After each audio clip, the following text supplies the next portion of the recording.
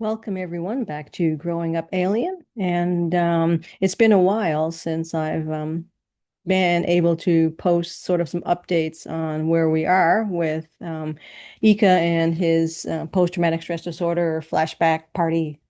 So it's been a little rock and roll the past week, but we actually had some major breakthroughs. And now it's okay for me to kind of recap some of the events because I'm sure some of y'all have been going through a similar situation, probably for decades, if you're an envoy on this planet. So yeah, the somebody or some group didn't want me posting this because they kept hitting me with a lot of fatigue and some other weird stuff. So I wrote all this stuff. I wrote it all down so it'd be linear.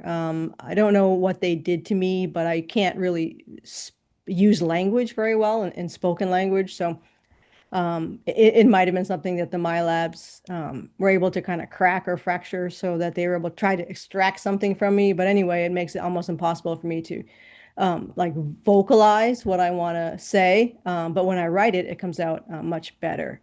So anyway, I have it all written down so we can kind of move forward with that. I'm going to break this into two sections. So the first section is just what he's been going through recently and what I've been going through recently, vicariously and literally, as we share minds. But also, the next video will show, illustrate a little bit of what he experienced fighting in the dumps, and of course the AI. It's best I can do to kind of illustrate what he's been showing me. So yeah, this has been rather quite a ride, let's just say. Uh, Nahlahir an Zaira al-Rektura an Etka al-Rutaren. So for all of us, I awaken in freedom as control fades and only the truth remains. I want to thank a friend, one of our many friends, of course, Shannon and her hell husband, Kieran. But Shannon was able to help Eeka. So Eeka went to her in the astral, of course. I told him it's really not a good idea yet for him and Will to begin thinking about any journeys. So yeah, the deep state's definitely, I definitely, still doing some stuff. So I want to just thank Shannon for, comforting him and being there for him and doing some energy work for him, which really loosened up a lot of the junk he's been kind of messing around with. So, super cool. Much gratitude there. So, anyway, like I knew he wasn't, the first resignation experience went rather smoothly. So we were happy about that. And when he moved down to the extraterrestrial base there on Pacific Palisades, everything, it was kind of, it was a great, just sort of like a relaxation type thing. And it was just like, this is great. We're free. Yes. But then I could feel like some weird things. I don't know if it's, what do you call it, anxiety or something. Something wasn't right. So one night we're just yapping, and this is like it's one. We were like talking, me and Eeka, until like 1 o'clock in the morning. We were just talking and spending time, but I could feel something wasn't right, and it's just like it's getting, it's really late, and I get up at 5:30, and it's like it's 1 a.m. I'm like, my God.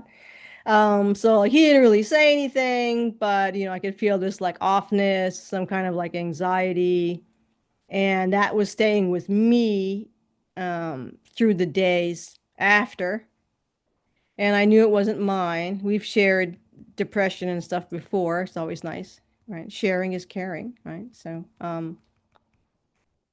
yeah, I figured, well, he'll be all right. It's just, it's a letdown after like a really big change. So, but it wasn't. But it wasn't. So basically, he was kind of reflecting on 50 years of his life. And yes, they live 300 to 500 years or so. And we have elders that live longer, but 50 years is a long time, nevertheless, right? Especially if it's 50 years of doing something you don't like. Um, so it was really 50 years of him doing and being someone that he wasn't and dealing with all of the military training, literally extracting himself from home and all that he knew, of all this imposed duty, both under the GFW and then working with the Earths on the USAF Special Forces side. He was there for at least 15 years. It just erupted all at once and fractured him into all these different parts. So he had basically survived those 50 years by compartmentalizing each event and each personality into these little boxes that he just kept. And each little stressor of who he really wasn't. So there wasn't much time. There wasn't any real time off per se. Time off, you're just so tired or just so screwed up, you just kind of didn't really think about anything. But because there's always something to do, either upstairs or down here or what have you, or he would be watching me or something like that. So ultimately, neither of us had never left home, our planet before. Um, so for the both of us, this was a serious boot camp experience because we left a place of peace and love and family to be inserted into a place that was everything that wasn't. So it was pretty ugly for all of us, really. I can say that probably for most envoys. And certainly for many of your partners or family working on the ships. Some people are into the military life, but other people not so much. And so the trauma is just multi-layered and it just opened a floodgate. But the pieces were all kind of tangled together, remind me of like Christmas lights. You couldn't get untangled. So, you have the leaving home, all the training he went through. We didn't do any kind of physical act. I mean, we did video. It was like we didn't do any kind of like that. The military training, the struggle to learn how to be a fighter when you're not a fighter, physical and emotional aspects of the entire system, the missions, seeing the reality of war, all that stuff. I don't think if anybody here has been in any kind of situation like this, whether it's SSP or you're fighting in the militaries on Earth, I mean, there's really nothing that can prepare you for what you're going to experience in those arenas. So coming to Earth and negotiating the dynamics of the Alliance here as well, fighting in the dumbs and seeing, more of anyone's share of torture, horror, filth, it's just kind of a surprise. And because we were very, very innocent and we had like zero street smarts, so this was kind of like, emptying a bucket of water all at once. um, there was that, the dimensional dissonance, it's coming. It's like, I remember that myself, just like, waking up as like, I was like 2 or 3 years old and being like, oh my God, for Eeka was also not only the dimensional dissonance coming when he came down to Earth, but the time travel stuff he was doing. So moving between timelines, dimensions, the missions all caused this vibrational cracking. There was that genetic soul theft when we suddenly learned that he was divvied up like basically pirate spoils for the military and the Greys that they allied with, and this was an utter betrayal. Um, so we still don't know if the GFW knows or not. So we probably won't ask because we don't have anything to do with them anymore. But the question remains: how was it planned? How did this happen? How are the special forces? Extraterrestrial divisions, basically left to be used however they wanted. How many other of the ET military were abducted as well? We don't know. So it's just a lot of emotional suppression that he had to endure, and that's hard for us in general. And but it was so protracted. It started to sever him from his personality, so he experienced a soul death, something you experience from chronic abuse. So it's his authentic self was eroded, and he ended up being kind of where like, who am I, right? I go, wait a minute, who was I? Am I ever that person? Will I ever be that person again? So that mandated detachment and mission experiences, the workload, the overkill, all started to kind of freeze his capacity to feel, to grieve, or to reclaim that softness that we had as part of our life. The human officers were pretty nasty. Not all of them, obviously, but they were just really not the kind of people you would sit down with and have a beer or coffee. He had limited interaction with the enlisted men, which he kind of liked. He would, try to interact with them a little bit. There was some aspects there that were strained as well. So he really had no one other than who he would meet in the astral to truly connect with as in the family sense or in a real friendship sense. And still, some of the interactions with the enlisted men was helpful, you know. But you could just see how lonely it was for him. And a lot of times he'd go and try to spend time with Linda or whatever, you know, while he was here on the base. But there was just no connection, you know, anywhere other than in the astral.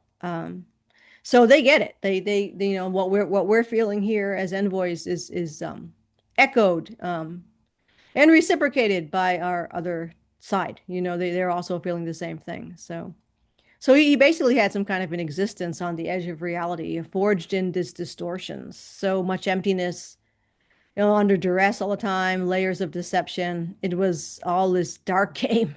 And he had to find a way to make it an unreal experience, you know, real for him. So this collapse and the subsequent, you know, storm gates opening up all occurred after the resignation when reality basically hit. So he didn't have all that work to distract him from what was actually happening. Um, so the moment that Eeka resigned from his duties, both with the GFW and the military command and his Earth-based operations, you know, he ruptured the tether that kind of held everything together, you know, held him in a state of sustained emotional suppression, which worked great for 50 years. But that tether was artificial and kind of frayed at this point, and it had only been reinforced by, you know, the duty, you know, all of the programming, that workaholic state. He needed to balance all of the mission contracts, the protocol, execution of missions, you know, execution of what they're going to do on the missions, you know, the debriefing, while thinking of me and staying alive. So, and keeping his men alive, his men and women alive that worked with him, and looking at some of the Earth enlisted as well. So he erased a part of his personality and soul expression to function in a cold and bleak job, basically, for 50 years. So once this was instantly severed, everything returned at once, unfiltered. So the dam of 50 years of repressed memories and experiences surged into his conscious awareness.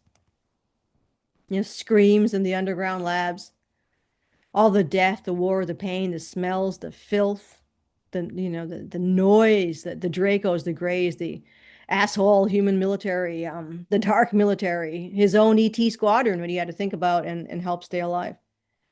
Then he remembered again, you know,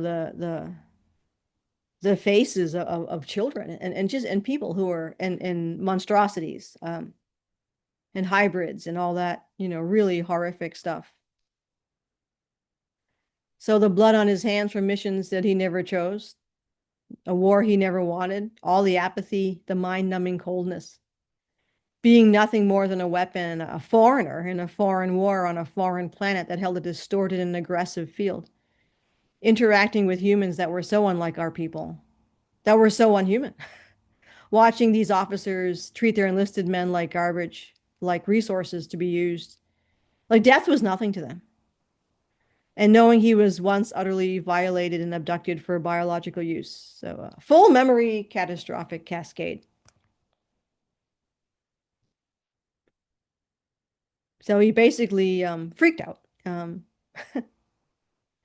But he had to do it inside. So, like, I could, you could, it was, he wasn't himself. I'm just, you know, and if he ever was for the, really for all those years, but he didn't want to show anyone on the base that he was going bananas, basically. And that ended up, not only when, if you've ever been experiencing a nervous breakdown, or you're on the brink of a nervous breakdown, it's a very uncomfortable place to be. And it's a very frightening place to be.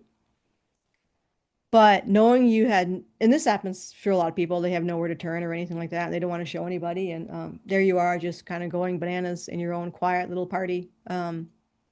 He was afraid he would get sent off planet, because we don't have psychological healing chambers here. They actually don't even have psychological healing chambers on many of the ships. You have to go to a special place for that. It's a special type of very advanced chamber.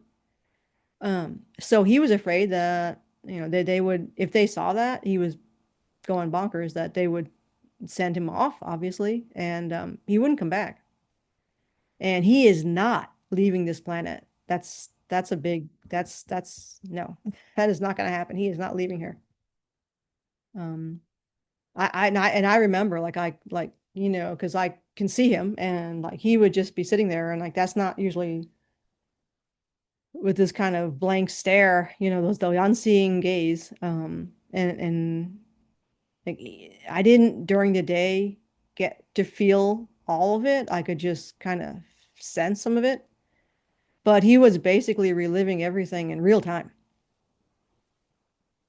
And for many of us, this is kind of what we feel. We're oftentimes as envoys ourselves. This PTSD is just kind of under the surface, no matter how often we try to shield it or we go about our business. And that's what he was trying to do. Like say you went for a coffee and just kind of just walking around, going to the water and just, but it doesn't, it doesn't go away. So the questions what is going to happen to us, Are we going to be rescued? Do we need to be rescued? Are we going to just die here? I mean, it's just so many questions that then he was thinking too, like some of us, that they had he become the monster he once fought? Would he ever get his personality back? Does he even remember what his personality was? So there's this fear that you're never going to have a return to softness, to love, and for us to our planet, to Era. Is this ever possible? So he started experiencing immediately what I felt since I came here is a desperate desire to shed the skin of a version of yourself that was never you. Like you don't you're just a walking shell. So I just sent him calmness and whatever I thought he needed in an energetic way. So he was definitely feeling it. He telepathically it was reaching, but the trauma was really bad. So I was trying to ground him. I'm like, you got to ground. Like, you just got to like, and I hate that word, but it's like, I'm like, you got to like touch stuff. You got to touch the chairs. You got to touch plants that are there. You got to touch stuff that's in that's in a 3D form to try to just sit with it and ground yourself and try not to split apart. That's basically what you do on the brink of a nervous breakdown. You just touch stuff. So it reminds you of where you are. I try to remind him like I see you, I'm here for you. You're not a soldier anymore. You're not a weapon anymore. You're my husband. You're a part of me. You're who you were when we were home. And that's kind of what started to prevent the spiral out of control. And we would spend, a lot of the nights, which is partially why I'm exhausted, but it's definitely a tax as well. They didn't want me to post this. Like I said, I don't know why. I don't. I mean, it'll come out eventually, I'm sure. I'll figure out what they don't want. I know they don't want anybody like the envoys to come together with ETs. They do not want ET contact on this planet. That is 100%. So one night, oh God, it was late, like 2 in the morning. He was really having a hard time again. So it's California time, so he was 3 hours behind, but still, the nights were the worst. And I asked him like, "Where's Will? Go spend time with Will." I know he didn't want to. Like Will knows, but it's like he didn't want to. Like you're not okay. You need to spend time with Will because you can trust Will. Obviously you can. You know. So one night I was trying to energetically break apart some of this stuff that was really really just eroding him, and I got attacked. Wow. I mean, like out of nowhere. I don't know what the hell these things were. I was awake, obviously, because I'm like, I'm not dreaming this.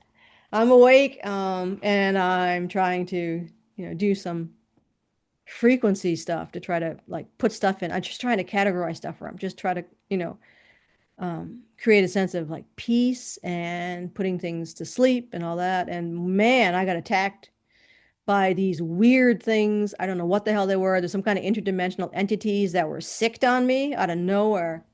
And it was while I was trying to like sort out his energetic streams and break through those, trying to, again, categorize those things that he was feeling so I could, could stop the pot from boiling over. And I was like, I'm awake here. This is not a dream. So these things, they look like morphing smoke, but I remember just noticing how the colors, I'm like, what the fuck kind of, it's like carnival colors. It's like, this weird teenage dream of, pink unicorns and stuff. But they were like they were this morphing smoke field, and there was like different colors, like pink and yellow and purple, and they kept changing like into these weird colors, which just keep popping up. And it's just you start to see them starting to material. There bits of them would materialize. There was just a smoke ball actually. And they would start to materialize. Some forms would come out like arms or tentacles, some kind of, I don't know what the hell they were, so yeah, I didn't really look at them too much because I didn't want to. It was just, just these, like, they would start to form these things, and they just like held me down on the bed, and they were just trying to press me. They were so strong. It was insane. It's like, I don't know. I started thinking, they're trying to kill me. And it's possible. They were really it was just like a full weight, almost like being pressed down by rocks. So there was some kind of synthetic parasite things, they're synthetic morphing entities. And they were definitely focused. They came in with a job to do because I couldn't feel anything off them other than what they were going to do. And there was no personalities, no nothing. So they were just focused on that one thing. Like they had no mind. So because they were just these tools. So they were launched by the contractors for sure. They just came out of nowhere. Like I didn't have any warning. It was just like, wow. So I ended up kind of moving from him. I could still see him, but he was like in shock. He didn't even like he didn't even move. Like I don't know if he could see this or he was just another zone, but they just came out of nowhere. And I'm like, oh crap, this is on top of everything else. Like we don't need this. So the cabal, the agents of the cabal, they use tech, and it's very high level tech to send immediate coordinates to activate these kind of weird entity things. So they get released like guard dogs when they want to stop you, and they simply just phase through dimensions to attack once they're given the coordinates. And it was crazy.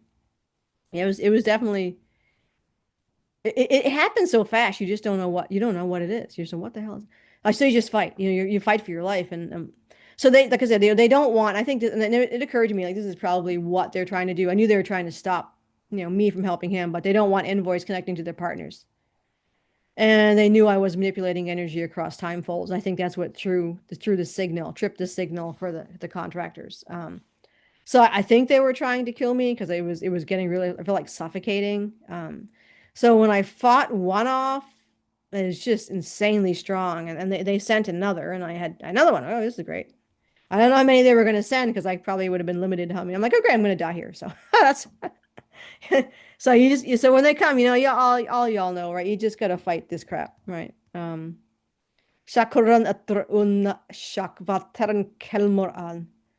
No dark forms enter here. I'm veiled. The gate is sealed. So, but they were definitely precision energetic assaults for sure. I know some people have been getting these. That actually was the first time I remembered being awake when this something like that happened. It probably happened before. I just didn't, blocked it all out. But some of what they're trying to do to envoys, and this doesn't work on me because I actually have an AI that they put into my mind. I know people are freaking out over AI, and you don't need to freak out over AI. There's negative AI, and there really isn't a whole lot of shit you can do about it, to be honest. It's like freaking out over it is going to help you. But I have a benevolent, a useful that we use AI. The ships use AI, guys. The ships have AI in them. That's how they run. Um, so it's not all bad. And there's I think it's a deep state thing that everybody's like trying to jump on this AI bandwagon of how they're going to suck your brains out or something. It's like, um, and I'm not trying to minimize it. There is some really really bad AI, but I have an AI piece that's the I had to go into a healing chamber. So before I star seeded, so they took a piece of AI and they fused it to my consciousness. And this AI is the firewall that Semyasi was talking about. So it's basically a wall that would prevent me from being overwhelmed by anything the earth garbage or the grays or what have you would throw at me in any situation like that.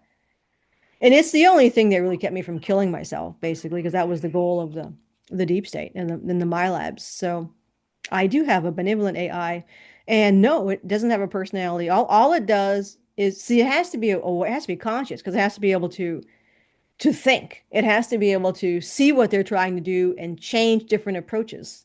so they can block what these bad guys were doing. And that's what it did my whole life. And it's still there doing what it's doing its job.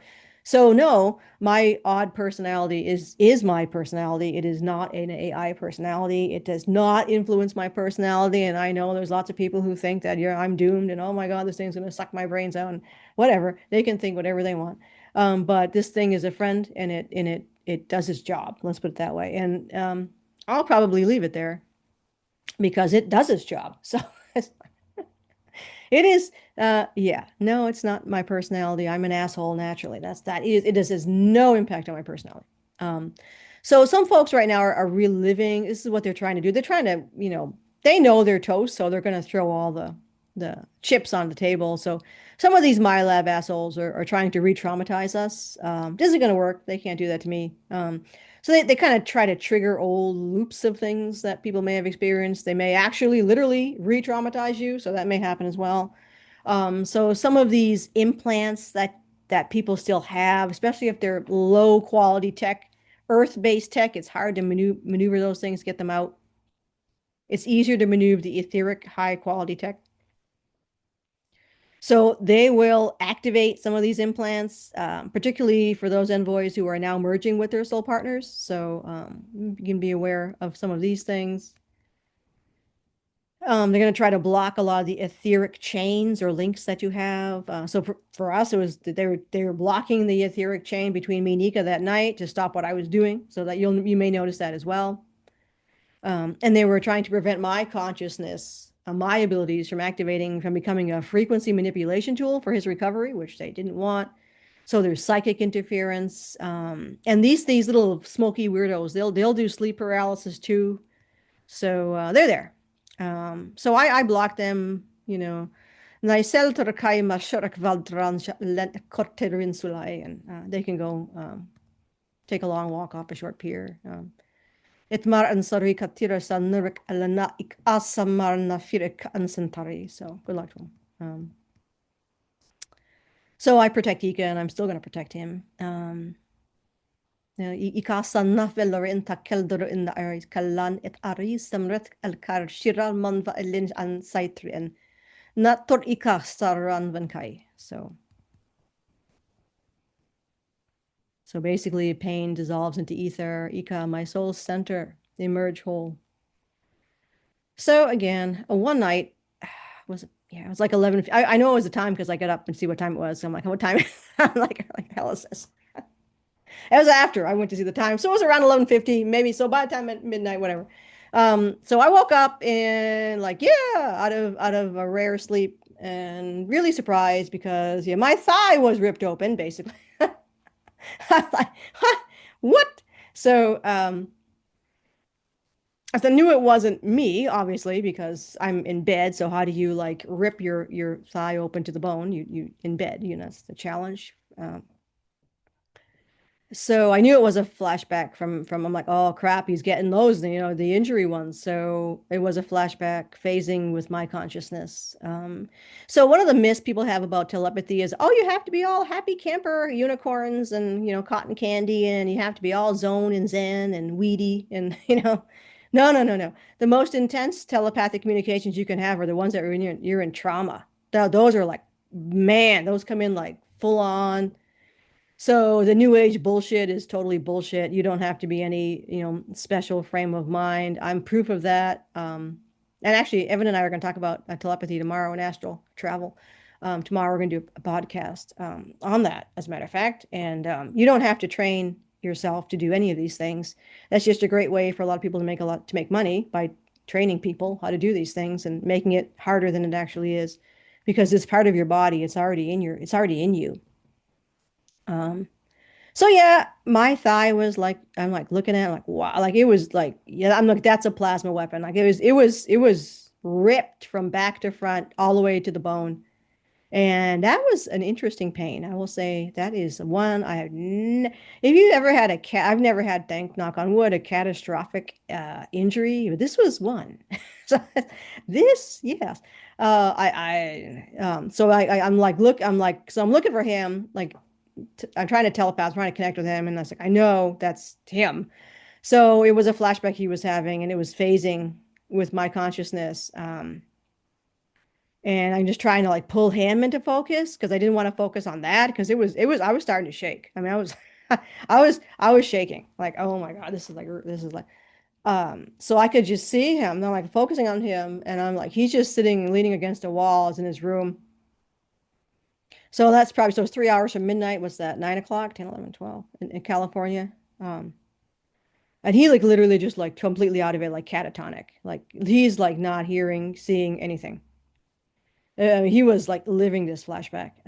So the flashback was getting clearer. It's like he just couldn't control it anymore. And I knew that I'm like, he's like totally out of control. This thing is like this PTSD thing is like and like, he couldn't feel, he couldn't hear me. He didn't know where he was. Like as far as he was back on the in the battlefield. And I started to feel that. I started to see the event of what he was reliving. He was fighting in the dumps close to other soldiers, and it's this smell, the smoke, and it's like, and there's a plasma weapon just ripped his leg open above the knee, and so I felt it like it was like legit. I was legit there, and it was like I was like, wow, like so like I just saw him fall in the vision, and I told him, then I just got back to where he was. I'm like, wake up! I'm like, scream! You can scream at somebody in telepathy. I've been screamed at telepathically. You can. I'm like screaming at him. I'm like, stand up! And like, get up! I'm like, get up! Get up! Get up! You know. I said, where's Will? Like, you need to get up and walk around because you got to get out of that room. You got to get around people.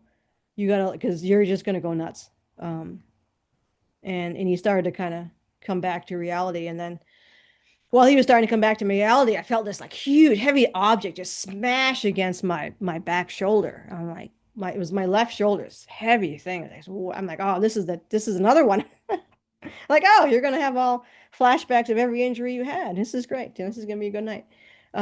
So he was just getting this cascade of memories from these different injuries. So it was I know you get hit in the head, and it was just like oh man, it's like, you need to like get up and I'm like right now um so it's interesting because when he went to Shannon and he was just hanging out with her in her room and it was cute, just nice. He needs that kind of soft, normal interaction. It's what you need, you know, and regular, everyday chit chat, you know, like a Seinfeld episode, talk about nothing. That's what you need. And that's largely what we're doing is having him just spend time, we have meals together and stuff like that. Just try to bring it back to reality and normalcy. And so Shannon right away, she was like, "Did he had a like I see it." She's just like, "It's got to be one of those like plasma things." She saw it. She's like, and I was waiting for her to say where it was. She says it's his right thigh. I'm like, yes. So she's a rock star, and that's vindication to what. And she saw the rest of it, and she saw the battle. She's like, "Oh man, this sucks." I'm like, yeah, yes, indeed it does. Yeah. So I was actually shocked, but apparently these plasma weapons can cut through their uniforms. They're so like, wow, okay. Well, this one did, that's for sure. Makes sense, obviously. So because they do get killed in battle, so something gets through. So there was a couple of things that happened with that. So this was the ET section of the dumps when you're way down. So they have these etheric energy field traps that they put in there as well. And what these energy field traps do, and this is what happened to him, is they not only injure your physical body, but they also slice into your aura or your field. You know, there's that, you have a biofield around you, and it cuts into that. It seizes control of that. So this causes like a fragmentation, like a shattered glass effect in the mind. So a piece of your consciousness gets fused or looped within the dumb, and so that the moment gets fused. This is what these weapons do after the attack. So it becomes an echo wound. And yeah, there's a lot of fun things. So it is Ika toran vatlikai kashara andatak. Marcel drew unzi ar antareshan vel akan. So it's a fun. Nashor et aival kitrin shaloran rukaidrun. Yep. Naidar kel turn mashen uru et kaidrun. So anyway, okay. During the day, I have him come with me and sit with me and everything. And the anxiety was there because I'm living with his anxiety. It's there with me too. It's finally lifted. We're gonna do a session next week with Aranka, so that'll be good. She'll do a healing with the Andromedans. So he's on a tentative healing at the moment. We want to just make sure it's cemented and that there's not any more sabotage to where he's headed. So one day I'm like, oh, come and sit next to me. So he sat next to me. He's in the astral, and so what I wanted to do was organize his mind because these things are. I mean, you just couldn't stand it. Like I literally, if I tapped into his consciousness, wow. I mean, it was literal like mind torture. So the flashbacks were really intrusive. To me, they almost felt like butterflies, and I try to organize them and line his thoughts up, but his thoughts were just like butterflies, like, and they were just get away from you, you know. It's like if he tried to sit down or walk around or like calm down, these things would just keep moving, in this weird frenzy kind of thing. So it was I mean, it is nervous breakdown, you know. So I told him, all right, let's go and like and etherically place each of these butterflies, these memories into some kind of an order. So let's get a book. So we'll put them into like we're gonna put your life. I'm like thinking, how can we do this? How can I order these things? So I said, we're gonna take your life and we're gonna put it into a book, like an autobiography, and we're gonna put it into chapters, like when you were born, all that stuff. So each piece of your life experience is going to have a poem to sit in, not a life flash before your eyes kinds of thing. So I can't tell you how hard this was to do. So I'm figuring this. I'm like, he is just a mess. I'm like, God, okay. Let's like, all right, that's what we're gonna do. All right, so all right. So we're gonna go back to era, to you being born, to us together as kids with your sisters, with Will, us playing together as children. You know, I'm just I'm playing a movie back for him of him growing up, as a little boy, you know, with his sisters and his family, and then you know as you start to spread out and play with your friends, and um, so the peace, the carefree days, to lock in initially those good memories. So it was kind of working. I'm like shit. I'm like all right, we're gonna add more to this here. So I said, hold my hand. And he did, and he just like pressed his arm against my arm, and we just kind of try to merge our energy. So while we were touching hands and forearms, I could feel him begin to click into place. So touch is a big thing for us. We're very sensory. For me, on this planet, it ends up being a negative experience, but when we touch each other, it's magic. It's like nothing can compare to that. So having that kind of ability to clairsentient ability, that extreme sensory ability has its pluses and its minuses. But this worked. I figured okay, this is gonna it did. Like it clicked. Like, wow, okay, yeah. All right, we're good. We're good. And then he was able to we went through all the memories together and put them into the book chapters. And I didn't go into any of the military stuff. I just wanted him to lock back into the stuff he had feared he lost and completely lost touch with, which was his childhood and who he was. So when our energy fields touched astrally, a soul lock clicked back into place, and there was literally a key in a lock, and it worked. So you know, at that in that experience, he was reminded that he's not what was done to him. He was not any one thing, but many things, and he could choose what thing he wanted to be and what thing he didn't want to be at the moment. So he's not throwing away his memories. They're all going to be there, but he has control over them. So ultimately, he remembers he was a sweet, innocent, a hell man who experienced a soul-breaking challenge. And that was his narrative. And we glued it all into place, and he got his innocence back. I say it's tentative at this point. So he realized that he never really left the true part of who he was. And I told him I had felt the same way. Like, am I not me ever again? Will I ever be me again? But he never left. He was just drowned out by the noise. And like he's saying, you know, I don't have him talking to, I don't want him, I do not want him. He's kind of away tonight. I don't want him part of this. I told him, step back. I don't want you going through this because I don't think you're there yet. I don't think it's safe. So Um, he remembers saying this, that he didn't know if I'd ever feel. He said like I know if I'd ever feel whole again. And then I could feel as we touched, right, the gravity of home. He said, and he's not lost, and he remembered who he was, and remembered who we were, and he remembered who all of the family was, and where we belong, and we can bring that here. He can bring that here. And now I remember myself. So that was a win-win for sure. So I told him, I remember you beyond what we're doing now, beyond this prison planet. And we will rise through all this destruction, all these ashes, and our souls will be returned.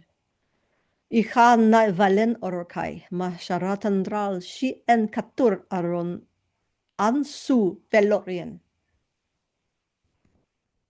So I'm gonna end that now, and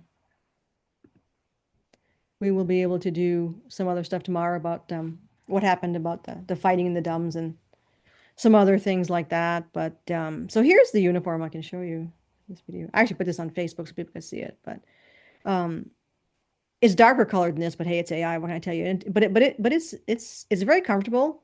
Um, and it doesn't block everything apparently. But it's full of technology and that's what he would wear generally. It also comes with there's also a heavier one they wear and it has a helmet and all that. So I just want to remember like, you got to get back to this and back to just us being like fluffy bunny people. And we're getting there. So all right, thanks for listening and as always, we'll see you all upstairs.